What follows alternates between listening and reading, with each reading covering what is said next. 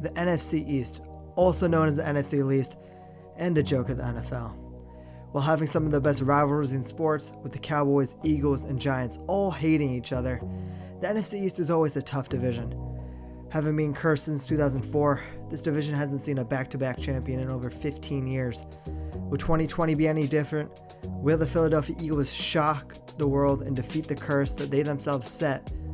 Or will the Redskins come out of nowhere and shock the world? Probably not, because the Redskins kind of suck. But the NFC East will still be competitive this year. I want to do a deep dive into all four teams, and I'll finish off by giving my division predictions for the 2020 NFL season. So let's go in alphabetical order and start with America's most hated team, the Dallas Cowboys.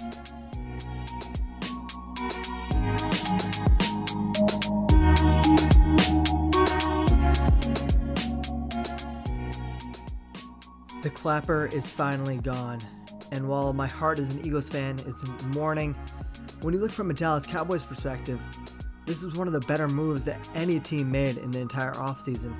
Jason Garrett spent a decade essentially wasting years of talent and potential Super Bowl teams, and he was really just not helping that team. And in bringing in former Green Bay Packers head coach Mike McCarthy, Jerry Jones made a massive improvement on the coaching spot. That being said, Mike McCarthy isn't all sunshine and rainbows. He does have some flaws. When you look at him, actually, he had a tendency to completely abandon the run. In fact, when you looked at his last 3 years in Green Bay from 2016 to 2018, he was so pass heavy. He didn't finish outside the top 7 when it came to passing attempts in the league. And that also meant he finished on the bottom half of the league most of the time when it comes to rushing. They actually finished 32nd in his last year with the team, finishing at 32.46% of the times when it comes to him running the ball. And when you look at 2019, when he was replaced with new Packers head coach Matt LaFleur, they finished around league average 17th with 40% of their passes being rushing attempts, and they ended up making it to a Super Bowl. So that shows you the amount of talent they had on that team, that when they ran the ball, it helped them spectacularly. They went from being a losing team to making it to one game outside of the Super Bowl. And that is worrisome when you have all-world running back Ezekiel Elliott and two-time rushing leader since his last 4 years of entering the league. You want to run the ball. Mike McCarthy has said he wants to run Zeke and feed him as much as possible, so I will give him the benefit of the doubt there, but it is worrying. Cowboys fans, do look out for that. But when you look at a more positive side, is it really a negative thing if a coach doesn't run the ball as much? That means he's passing it more. And when you look at the moves that the Dallas Cowboys made in this offseason, they brought in CeeDee Lamb through the draft from Oklahoma, who was one of the better wide receiver prospects that I've seen in the last 5 years. He really got after the catch, my best wide receiver coming out of this year's class. They also signed Amari Cooper to a 5-year, $100 million deal. But it might be a slight overpay, and I think people who say that have a fair point. $20 million a year for a wide receiver is overpaying, especially for a guy who is really hot and cold like Amari Cooper. But when you also think about it, he was a puzzle piece that helped unlock Dak Prescott and push him to new levels. Michael Gallup also had a breakout year in his sophomore year, having over 1,100 yards in his sophomore year. That is spectacular, and he can really only go up now. They did lose Randall Cobb to the Houston Texans in free agency, but I don't think anyone's complaining when you have CeeDee Lamb starting on that outside spot. They do have some lack of depth actually at the wide receiver position. They have a ton of no-name guys, essentially guys who haven't really achieved much in the NFL. Cedric Wilson is probably their top guy outside of the top 3. And he's really only a backup guy. He's a solid guy. You don't really want to be starting him. Noah Brown is another guy who is sort of noticeable, but again, most of the guys they have starting after the top 3 are not guys you want to be starting. God forbid injury happens, that is definitely going to be a problem for the Dallas Cowboys when it comes to depth. Tavon Austin is still on the market. They might re-sign him, and I think they should with the depth that he provides at wide receiver. He can give you almost an assurance policy because, frankly, you lack that when it comes to the wide receiver position. When you look at some of the bigger losses the Dallas Cowboys had this offseason, they lost long-term center and 5-time Pro Bowler Travis Frederick to retirement. He was dealing with Guillain-Barré syndrome, which was basically some sort of nerve ailment that was causing him to lose feelings in his limbs. That is a good retirement for him. Hope he can get healthy and potentially live a good life. But that does leave a hole at the center spot when it comes to the Dallas Cowboys. They also lost long-time starting corner Byron Jones to free agency. He ended up going to Miami and signing a big money deal. They also lost long-time defensive tackle Malik Collins. He was really a key piece of that defensive tackle group and a piece that they're going to severely miss. Robert Quinn was another breakout star from last year, totaling 11.5 sacks in 14 games. He ended up signing in free agency as well. Hopefully he can keep that production going down there or up there in Chicago. They lost Randall Cobb, like I said previously, really good slot wide receiver from them last year, but I don't think they're complaining after drafting CeeDee Lamb. They lost longtime backup offensive lineman Xavier Su'a-Filo to the Cincinnati Bengals. That will definitely not help their depth. And they lost Jeff Heath, one of their longtime starting safeties. That is a spot that you kind of don't want to see Jeff Heath go. He was one of the more solid and dare to say more reliable players on that defense.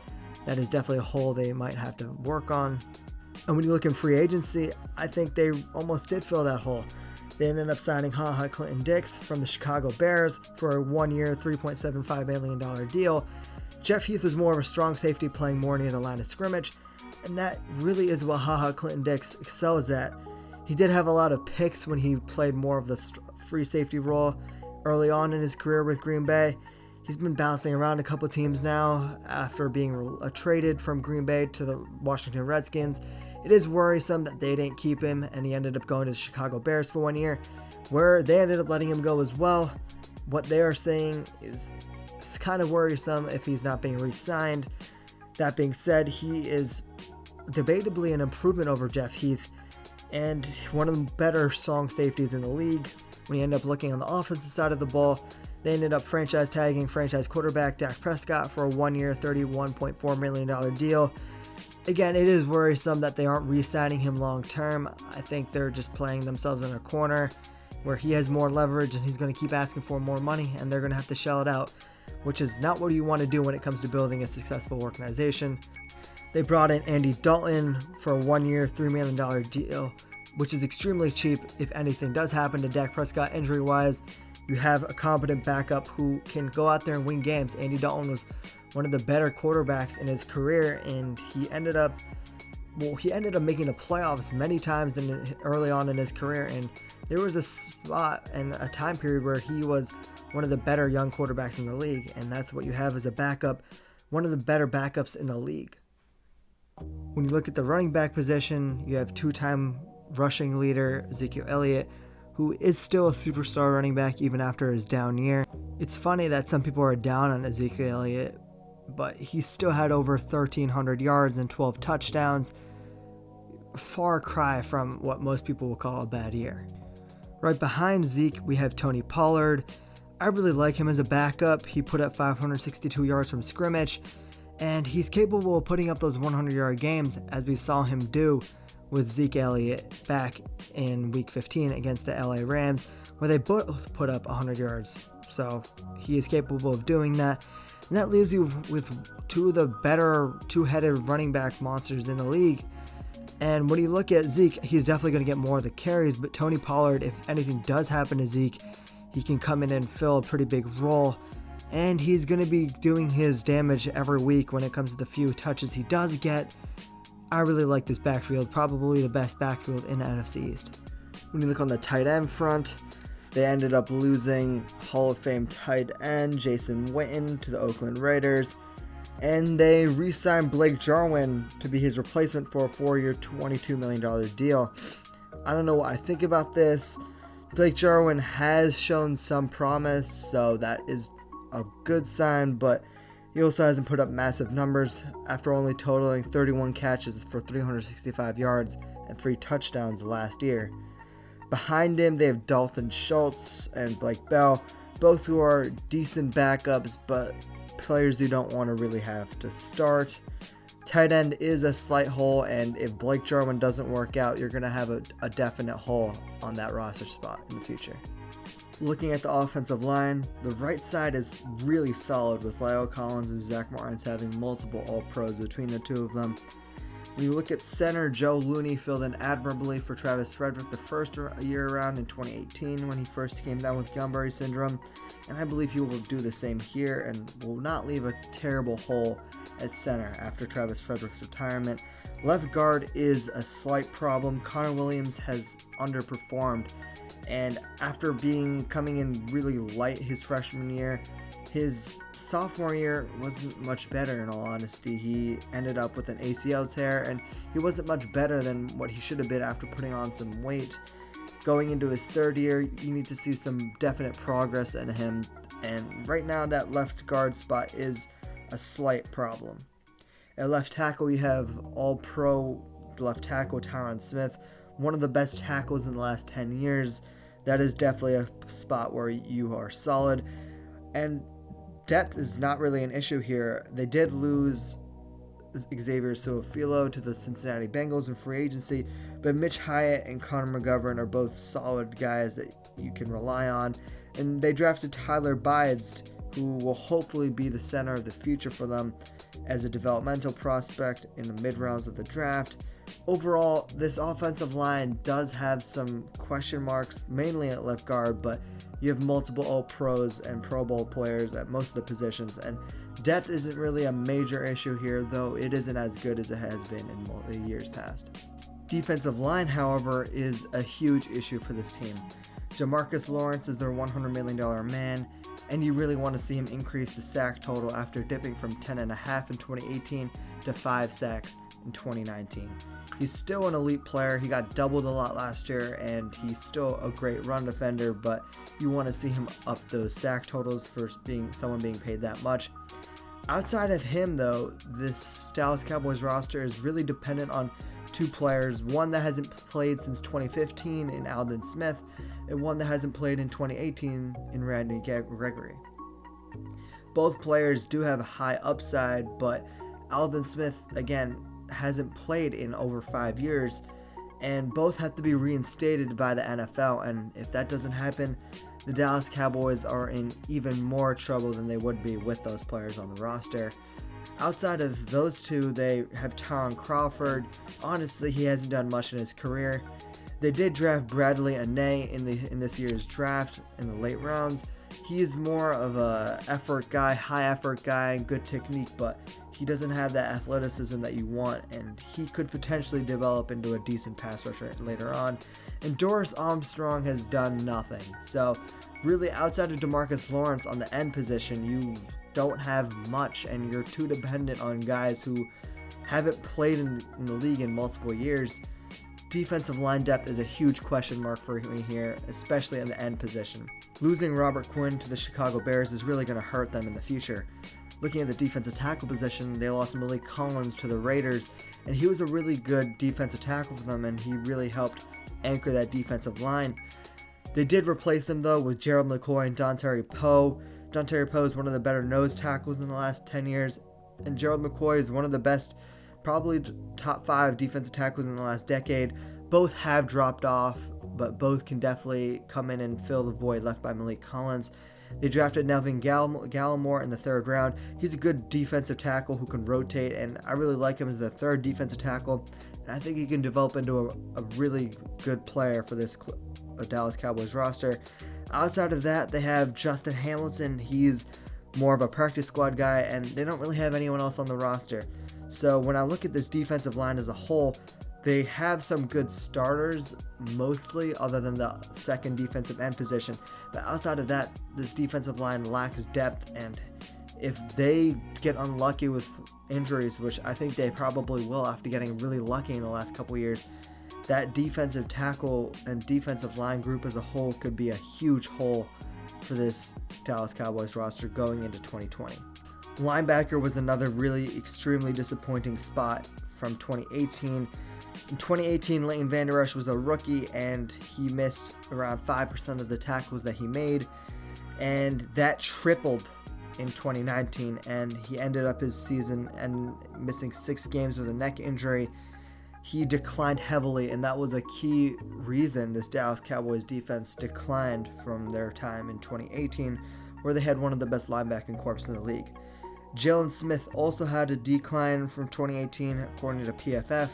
He fell from 5th at the linebacker position to 17th. Still really good, but not elite. You're expecting him to have a bounce back year as well. Sean Lee was re-signed to a 1-year, $4.5 million deal. He's still good, and he still played a good amount of percentage of the snaps for the Dallas Cowboys defense. But again, he has declined slightly. And Joe Thomas is a good pass coverage linebacker. But outside of those 4 guys, if injury does happen again, you again have some problems at depth at that position.